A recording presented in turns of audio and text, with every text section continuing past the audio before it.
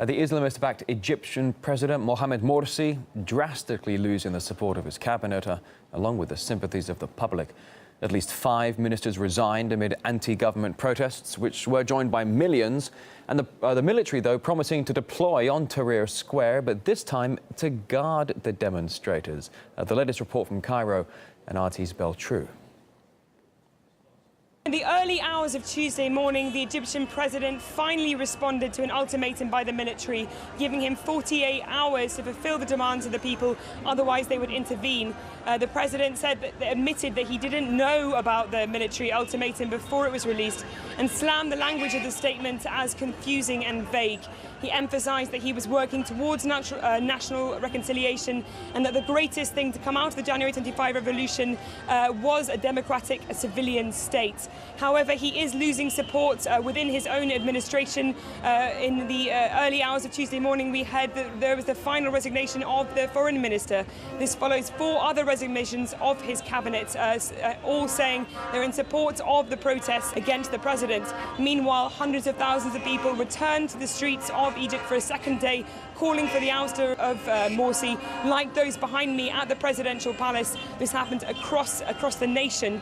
People are fearing there will be more violence. There are rumours abounding that the military will intervene in the background of a continuing violence. The military, for their part, obviously released this ultimatum, but have said that they will not get involved in politics. Meanwhile, Islamist supporters of the president are saying that he was legitimately elected and therefore he can only be removed from office through the ballot box. They are saying that they're rejecting calls for early elections.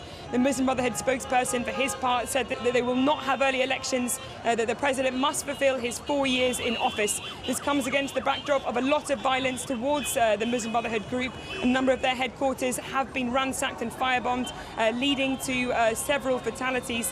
They have instead said they will have their own counter-protests across the country in the coming days. There have been calls for them to come to the streets. So what we're seeing now is a divided Egypt between those who are supporting the president, maintaining that he is legitimate. They will come to the streets and back him, even though the military has released this controversial ultimatum. Meanwhile, the opposition figures are saying that they won't stop until Morsi is ousted. The grassroots campaign who initially called for these protests to Marod or rebel, they've said they will have mass stages of civic disobedience if he stays in office. So really we're seeing a continued deadlock with the military getting involved as well. RT's Beltrou there in Cairo. And Mark Almond, historian and Middle East expert, he says the army's decision to step into the conflict may well, at the end of the day, do more harm than good. It seems very much that the army is essentially trying to determine the future, and that could well be a return to the past, because what is very striking is that there isn't an obvious alternative to Morsi. There isn't a clear figurehead for the opposition. So even if Morsi was to resign, there's nobody automatic to take his place, not least because the Constitutional Court had invalidated the elections to the Parliament.